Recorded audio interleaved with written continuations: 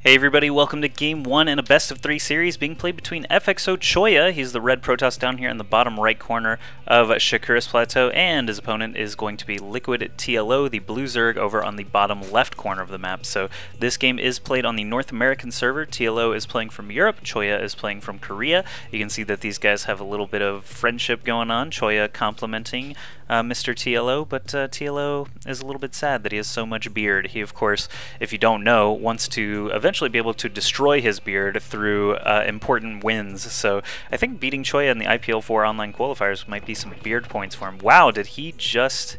He did. He dropped a spawning pool already at only 7 supply. So Liquid TLO with the 7 pool. Wonder how Choya is going to be able to deal with that. Choya actually already dropping a pylon at his ramp just outside of his natural and sending that probe to go scout. So we'll see what Choya sees when he gets in here and sees the spawning pool about halfway done when he arrives. So yeah, this series is being played for the round of 128 for the IPL4 Online Qualifier number 2. There were only 2 online qualifiers, so it is do or die for both of these guys. There are no more online qualifiers after the second one, so only the top 2 will qualify for the IPL4 live event in Las Vegas. But Choya is acting as sort of a coach over at the FXO. I say sort of a coach, he actually is a coach over at the FXO house in South Korea. TLO did spend some time in Korea a while ago, played in the GSL if you'll remember, and Choya did just see that spawning pool, so now he's going to have to decide what is he going to do now that he's seen the spawning pool. He's going to build a forge already and get another pylon up here behind his mineral line, so the forge wall off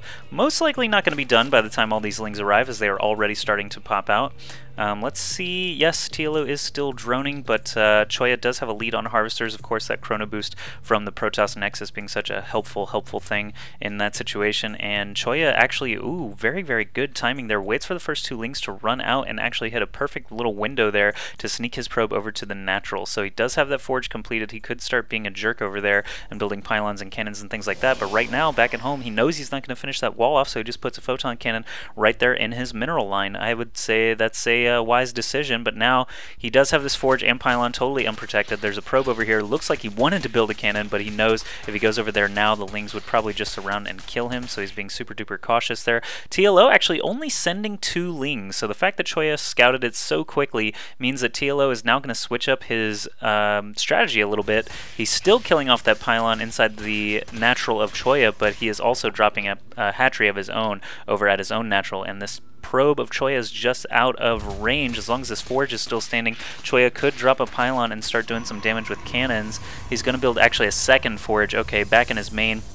So even if this forge does get taken out, which looks extremely likely since Choya is probably not going to want to sacrifice a bunch of probes and mining time just to keep it alive, he's just going to build a new one here back inside of his main, and this first gateway will be done soon. So here's the pylon from Choya. He is actually going to start doing some cannon stuff, it looks like, maybe even while this first forge is still alive. The second forge is going to be done soon anyway, so yeah, a little bit of a window there. Choya does build the first 2 cannons. TLO still does not see or hear this. We take his vision here on this hatchery. He doesn't know that this cannon action is happening, so TLO could get a little bit upset by that soon. The forge is going to be exploded here at the natural of Choya, and TLO probably thinks he's just won a minor victory. He did not overcommit with Zerglings, so that's good. The fact that Choya built a cannon in his main mineral line and basically prevented TLO from being able to do too much economic harassment, actually any economic harassment, so good moves by Choya so far. And now this cannon is in range of the hatchery. We're taking TLO vision, so the cannon is revealed just because it's able to attack, and now this queen sees that this is cannon number 3 coming along, doesn't want to walk into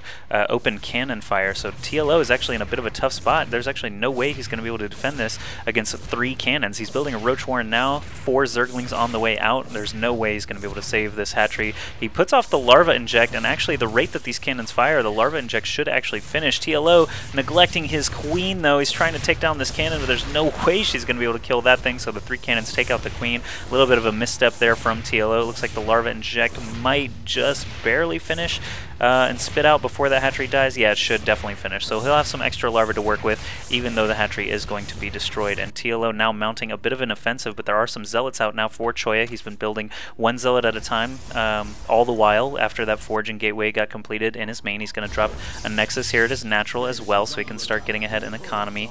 And back over at Choya's cannons, those broodlings pop out and don't do anything to the cannons. So TLO's probably glad he got that larva inject off. Now he's making lots of roaches out of these eggs. Wow, that cannon actually took out an egg. These things are crazy, crazy tough. Eggs actually have like a bajillion armor, I believe. But all 5 roaches actually do manage to pop out. We've got a huge wave of lings already prepared at the front line. Baneling Nest actually coming up now for TLO. He saw that wall off. He must have. That's why he chose to build the Baneling Nest. Yes, and he's got 14 lings on the way as well. So lots of roaches scuttling across the map now. I don't believe he has lair tech. Probably not. No, still working off of just 1 gas, in fact. So that Baneling Nest is going to be necessary. He's going to morph some Banelings here and probably try to just bust down this front. But Choya is spending a ton of minerals here on cannons. He may even build another gateway here just to finish this wall off completely.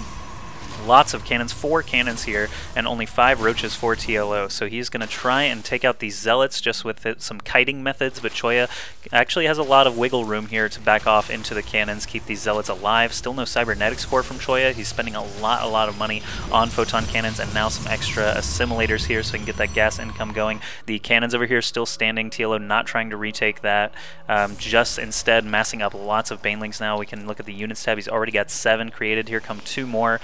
Is he going to try and run up the ramp right away? He would need all those banelings to hit these zealots and cannons if he has any hope of winning that fight. So he's going to wait for some more gas to come in, build up more and more banelings, and we'll see how Choya actually reacts to that. What is going on here? He's building a hatchery. TLO is building a hatchery in what I like to call the armpit expansion here on Shakuras Plateau, right outside of Choya's natural. I don't know if Choya realizes this. I'm going to take his vision. No, he actually has no idea that the hatchery is going up right outside of his base. Another gateway is going to come in to try and finish off this wall off, as well as a replacement pylon for the one that just went down. Even though these roaches can hit it, it is going to delay them a little bit. Choya just cancels it, gets most of the minerals back. TLO is still making 1 or 2 banelings at a time.